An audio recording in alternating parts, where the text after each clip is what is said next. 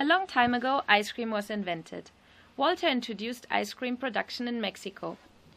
He produced one ice cream and offered it to his friend Kiko. Kiko really liked it and bought it.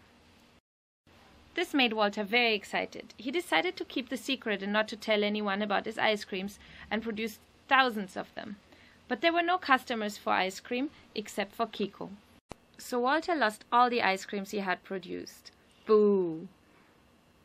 Then Walter realized that no one is coming to buy his ice creams because nobody knows about them. So he decides to put up a stand in front of his house to promote his ice cream. Eventually, more people came. Some were very interested and bought the ice creams. But others said that they didn't like them. Why? Walter wondered. So Walter innovated and introduced new different flavors to give people more choice.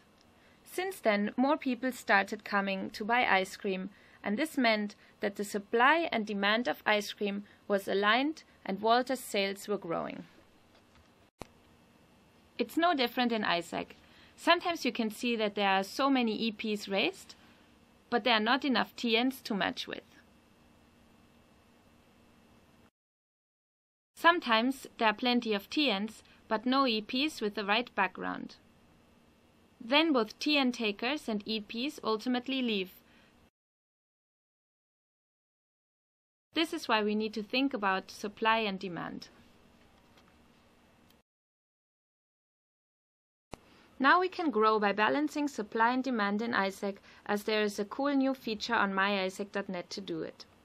Go to Exchange, select Supply and Demand Management, and you can see the top 10 backgrounds most demanded by TNs in any committee you select. If you select one MC, you can see the top 10 backgrounds most demanded by its TN takers.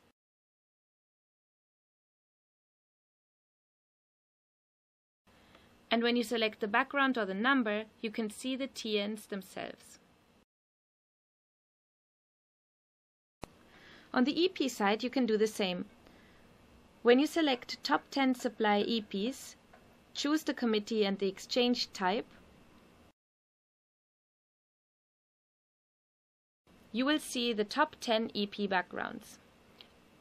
Again, you can click on the number or background to see the details of those EPs.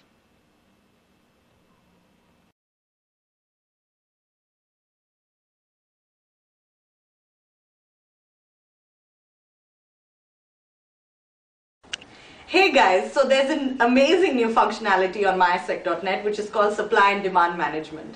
Now this is a concept we've been speaking about in ISEC for the longest time, but now it's actually measurable and it's on the system. So for example, if you are a VP OGX, if you go on to Supply Demand Management on the system, it will tell you exactly the number of TNs that are available by region or by duration, and it will give you the type of backgrounds they're looking for. So next time that you go for recruitment, you know exactly the kind of EPs to recruit. If you're a VP ER, you'll know the type of EPs that are there on the system, and you can create customized product packages for your TN takers.